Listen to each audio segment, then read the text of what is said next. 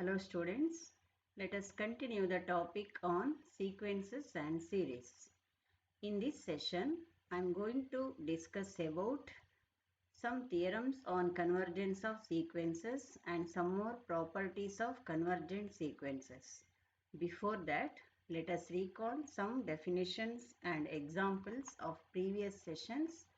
In previous sessions, we have seen what is meant by a sequence and what is the meaning of bounded above and bounded below.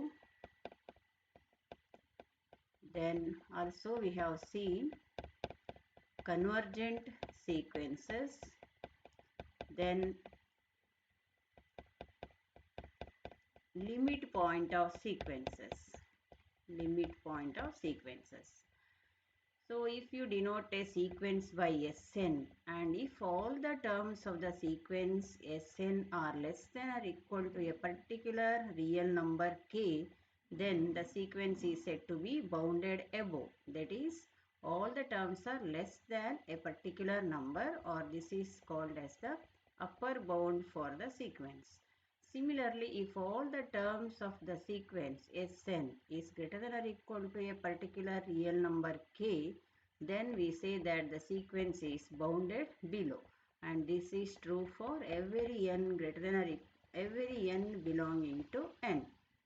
Then we say that a sequence Sn converges to a real number L if for epsilon greater than 0 there exists a positive integer m such that modulus of Sn minus L, that is terms of the sequence minus this limit point, is less than epsilon for every n greater than or equal to m.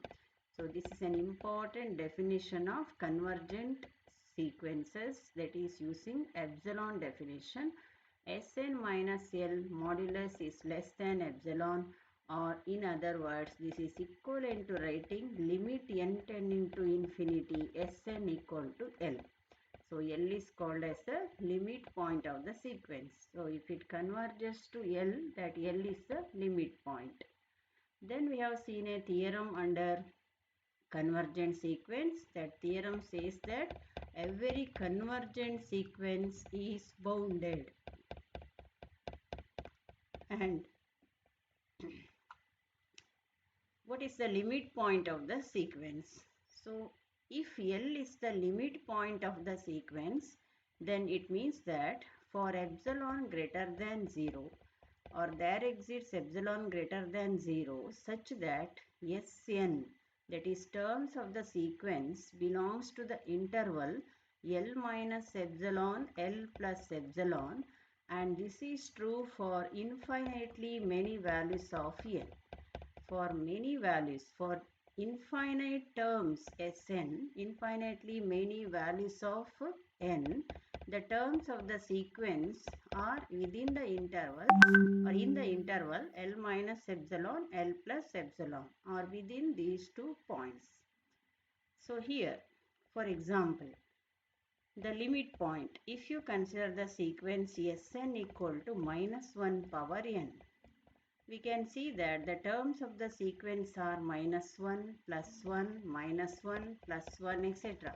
Because when n is odd, all the terms are minus 1 power odd, it is minus 1. And when n is even, the terms are 1. So whatever may be the value of n, the terms of the sequence are either plus 1 or minus 1. So as n tends to infinity, when n is very large, limit of the sequence Sn is plus 1 or minus 1. So plus or minus 1 are the two limit points. Let us consider some more examples under limit points later. So now I will move on to once again convergent sequences. And convergent sequence, if a sequence, we have just seen that the sequence has two limit points. So here a sequence may have no limit point, and it may have a unique limit point, or finite number of limit points or infinite limit points. So here we have seen one such example where two limit points are there, and if you consider the sequence 1 by n, the terms are 1, 1 by 2, 1 by 3, etc. So when n is very large, when n tends to infinity, the terms of the sequence reaches 0. So this is an example of a sequence having unique limit point. And let us see more examples later. So now I will recall one important theorem that is called as Bolzano-Weierstrass theorem. So actually we have proved this theorem in previous session. I will just recall the statement. This theorem says that every bounded sequence has a limit point. So if a sequence is bounded, that is, bounded means it is both bounded above, that is Sn is less than or equal to some number k, then it has a limit point. Similarly, if Sn is greater than or equal to k, we say that it is bounded below. So Sn, for example, Sn equal to 1 by n, the terms of the sequence are 1, 1 by 2, 1 by 3, 1 by 4, etc. You can see that the terms reaches 0. It reaches 0 and all the terms are less than 0 and all the terms are less than 1 and all are greater than 0. So all terms of the sequence are less than this 1 and greater than 0. So the sequence Sn is bounded and you can see that 0 is the limit point of the sequence. So now we state another theorem. Here we have seen that every bounded sequence has a limit point. So now we consider a theorem which states that every bounded sequence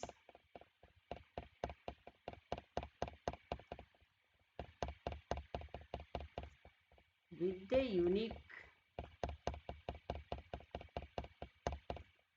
limit point is convergent. With the unique limit point is convergent. So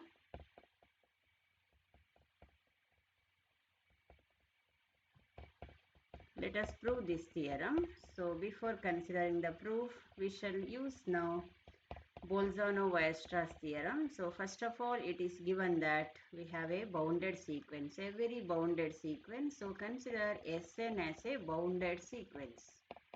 And we know by Bolzano-Weierstrass theorem, a very bounded sequence has a limit point. So this Sn also has a limit point. Now, it is given that it has a unique limit point. So it has a limit point and that limit point is unique now. Now, by definition of limit points, this means that the terms of the sequence Sn belongs to the interval L minus epsilon, L plus epsilon for epsilon greater than 0. Now, this means that Sn lie between the terms of the sequence, and we know this condition is for infinitely many values of n. Infinitely many n, this is true. And this means that there are infinite number of values of n. Since L is the only limit of the sequence, there exists a finite number of values such that the corresponding terms of the sequence do not belong to this interval. Because infinite number of terms belongs to this interval, so finite number of terms, I will call those terms as Sm1, Sm2, etc. up to Smr. That is, the values of n are m1, m2, etc. up to mr. Such terms are not in this interval. So the corresponding terms do not belong to this interval, means these terms lie outside the interval. We write it like this. This term belongs to L minus epsilon, L plus epsilon. They lie outside the interval. So how many terms? Finite number of terms lie outside the interval. Because otherwise, infinite terms have a limit point other than L. Because outside the interval, again if there are infinite number of terms, and there is another limit point, but it is a contradiction because the sequence has a unique only one limit point. So among these numbers, we will consider the numbers such that these are nothing but S1, S2, S3, etc. up to Sm minus 1.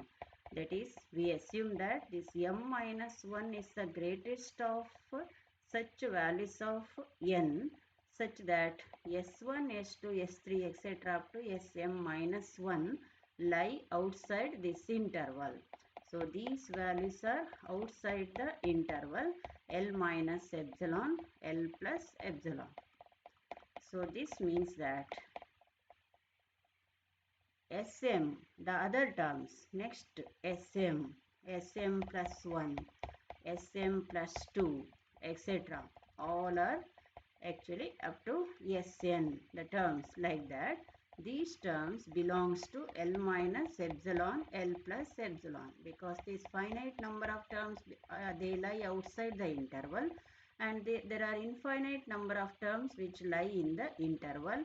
So in other words, if you say simply, Sn belongs to L minus epsilon, L plus epsilon, from which number? Starting from m, n equal to m plus 1, etc. We together write this as for every n greater than or equal to m. That means starting from m, Sm, next Sm plus 1, Sm plus 2, etc. etc. It continues. So Sn, it continues like this. Sn is also a term of the sequence. So Sn belongs to L minus epsilon, L plus epsilon for every n greater than or equal to m. And this means that the sequence Sn and this means this is nothing but the definition of Sn minus L less than epsilon for every n greater than or equal to m. It is because mod Sn minus L is less than epsilon means Sn minus L is less than epsilon greater than minus epsilon. So add L to L throughout. So this becomes Sn is less than L plus epsilon greater than L minus epsilon, which is equivalent to this. So these two are one and the same, and this is nothing but the definition of convergent of a sequence.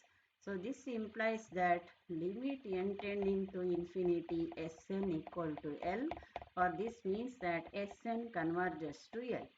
So we have proved that this every bounded sequence with a unique limit point is convergent. So now we have already the definition of a convergent sequence, and now we got that every bounded sequence with a unique limit point is convergent. So we can combine these two results and we can state it as a theorem. That theorem says that the necessary and sufficient condition for the convergence of sequence is that first of all it is bounded and it has a unique limit point. So I repeat, the statement of the theorem is, and the necessary and sufficient condition for the convergence of a sequence is that it is bounded and has a unique limit point. Also, we can have another equivalent definition for convergent of sequence. It says that a sequence is said to be convergent if it is bounded. It is said to be convergent if it is bounded and has a unique limit point. This is nothing but the above theorem, a unique limit point.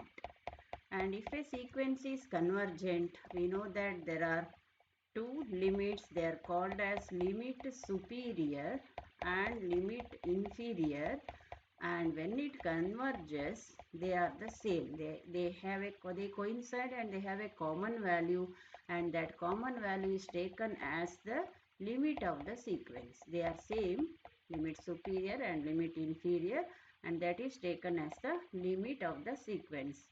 That is, greatest and smallest of limit points of a sequence are called as upper limit or limit superior and lower limit or limit inferior. Now we have seen the definition and some theorems on convergent of a sequence. So if a sequence is not convergent, then what happens? So it is nothing but the definition of a divergent sequence. So if a sequence is not convergent, then it is called as a divergent sequence. And one more definition is that it is about oscillating sequence. So here we have one definition about oscillating finitely and oscillating infinitely. So if a bounded sequence, suppose we have a bounded sequence and which do not converge, which or does not converge, which does not convergence and has at least two limit points. So if it satisfy these conditions, it is said to be oscillate finitely because of these two limit points. So note the conditions. If a sequence is bounded but not convergent, and if it is bounded and has a unique limit point, you know that it is convergent by a theorem. It is bounded but it do not have a unique limit point. Instead of that, it has at least two limit points, that is two or more limit points, and it does not converge. If it converges to a unique limit point. So if it satisfies all these three conditions, then the sequence is said to be oscillate finitely. For example, take the terms Sn equal to 1 plus minus 1 power n. So this is the nth term of the sequence. So if you put n equal to 1, it is 1 plus minus 1 0, n equal to 2, 1 plus 2, 1 plus 1 2, again 0 2, etc. So you can see that first of all it is bounded, because it is bounded above and bounded below. All the terms of the sequence are greater than 0 and less than 2. So 2 is the upper bound, 0 is the lower bound. And it does not converge, because when n tends to infinity, we can't say which is the term of the sequence. It is either 0 or 2. And it has at least two limit points. So here, when n tends to infinity, the terms reaches either 0 or 2. So these two numbers, 0 and 2, are the two limit points. So it satisfies all the properties of definition of oscillating finitely a sequence. So this sequence oscillates finitely. Similarly, this example, that is Sn equal to minus 1 power n. So here also the terms of the sequence are minus 1, 1, minus 1, 1, etc. So clearly Sn converges to, that is the limit points are plus 1 and minus 1. So these are the two limit points. It is bounded. All the terms are greater than minus 1, less than 1. And also it is not convergent. So this is another example for the sequence which oscillates finitely.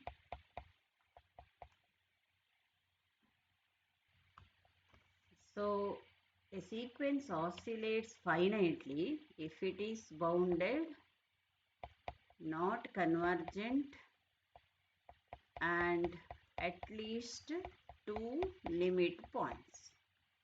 Now let us see the definition of oscillating infinitely. So if a sequence is not bounded, that is unbounded, then it is said to oscillate infinitely. If it diverges neither to plus infinity nor to minus infinity. So if it is bounded and has at least two limit points and not convergent, it is oscillating finitely. If it is unbounded but it doesn't diverges to plus infinity or minus infinity, then the sequence is said to be oscillating infinitely. So a bounded sequence can either converge or oscillate finitely, and that is a bounded sequence. It can be either convergent or oscillates finitely, whereas an unbounded sequence, it diverges to infinity or minus infinity, or if it do not diverge to infinity or minus infinity, it oscillates infinitely. For example, that is for a sequence which oscillates infinitely. So consider the example of Sn equal to n into minus 1 power n. So the terms of the sequence are minus 1 for n equal to 1. It is 1 into minus 1. For n equal to 2, it is positive, plus 2, minus 3, plus 4, minus 5, plus 6, minus 7, etc.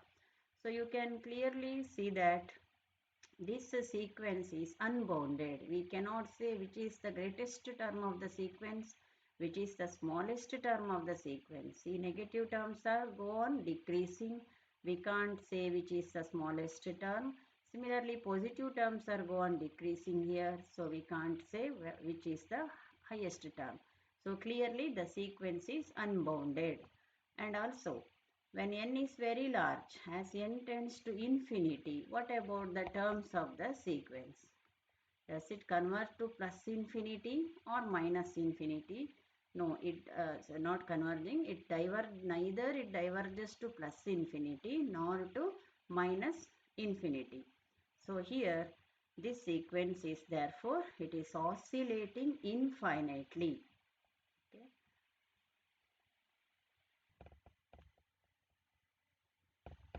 Now I will consider an example. Here we prove that limit n tending to infinity, nth root of n equal to 1. So we have to prove that as n tends to infinity, this sequence tends to 1. So for this, now we know that nth root of n means 1. When you take n equal to 1, it is just 1. Then this means that is just square root of 2. Then cube root of 3, fourth root of 4, fifth root of 5. We can see that this is approximately 1.4 something, and this is cube root of 3, that is also 1 point something. So all are greater than 1. So nth root of n is greater than 1. Therefore I will take nth root of n is 1 plus something. So I will take it as 1 plus x, where x is greater than or equal to 0 because it is greater than 1. So now first let us see what is the value of n. This n power 1 by n is 1 plus x. So take power n on both sides. This power n equal to this. This is nothing but n. Use a binomial theorem to expand this. It is 1 plus nc1 into x plus nc2 into x square plus nc3 into x cube plus etc. plus ncn into x power n. So this is 1 plus n into x plus n into n minus 1 by 2 into x square plus etc. Anyway, these terms are, so I will write once again. So nth root of n is taken as 1 plus x, where x is greater than or equal to 0. So n is 1 plus x power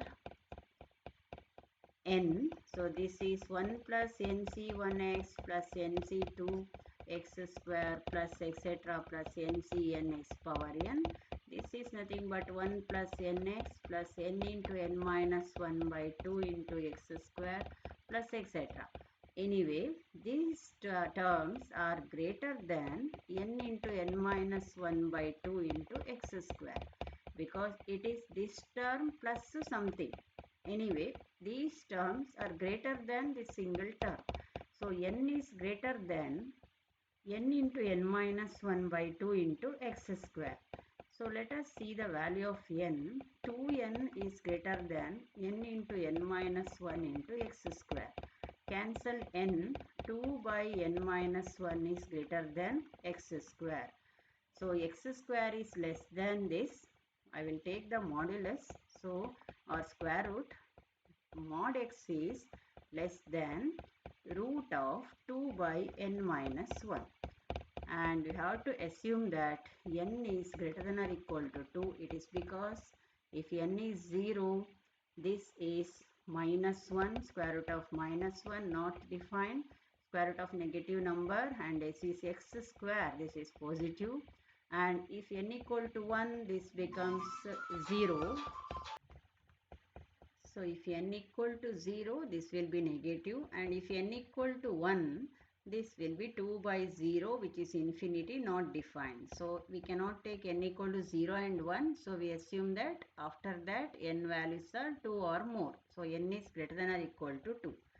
So now we can see that for mod x less than square root of 2 by n minus 1, when mod x is less than or equal to, less than this, and with the n condition for n is n greater than or equal to 2, we have to see when this is convergent. We know that if this is less than epsilon, if this expression is less than epsilon, then this is equivalent to mod x, means it is nth root of n minus 1. So that will be less than epsilon. So when this becomes less than epsilon, so this expression is less than epsilon, that is square root of 2 by n minus 1 is less than epsilon if 2 is less than epsilon into n minus 1, or 2 divided by n minus 1 is less than epsilon square. So I am squaring this. So 2 is less than, squaring 2 by n minus 1 is less than epsilon square, or we can see that n minus 1 is greater than 2 by epsilon square, or n is greater than 1 plus 2 by epsilon square. Therefore, if n is greater than this, this will be less than epsilon. So now we choose m such that, m is greater than 1 plus 2 by epsilon square. So choose a positive integer m such that m is greater than 1 plus 2 by epsilon square. So then what happens to this term? Mod x is less than this, and it is less than epsilon. This is true for every n greater than or equal to m, because 2 by root n minus 1 is less than epsilon if n greater than this. And if you choose m greater than this, so m is also greater than this, that is n greater than or equal to m, but that m is greater than 1 plus 2 by epsilon square, means it is equivalent to saying n greater than 1 plus 2 by epsilon square, and that is what we have here. So this expression is mod x is less than epsilon for every n greater than or equal to m. So substitute for mod x, or substitute for x, x is nth root of n minus 1. So we got now this is less than epsilon for every n greater than or equal to m. And we can see that this is nothing but the definition of the convergent of a sequence. Sn minus L is less than epsilon, means Sn converges to L. So in place of Sn we have nth root of n. So nth root of n converges to 1. So this proves the problem. Next, another example is the sequence, example 2, the sequence r power n converges to, it converges if and only if the value of r is less than or equal to 1 and greater than minus 1. It is less than 1 greater than minus 1 because, and this is nothing but the geometric series r, r square, r cube, r power 4 etc. are the terms. And here if r is equal to, for example, 2, the sequence is nothing but 2 power n and the terms are 2, 2 square etc. You can see that it reaches infinity and r is 2, it is not in between minus 1 and plus 1. So if you take r less than 1, for example half, then the terms are 1 by 2, 1 by 2 square, 1 by 2 cube plus etc. So clearly it reaches 1 by infinity, that is 0. So the geometry series converges to 0 if r is half, that is if r is less than 1.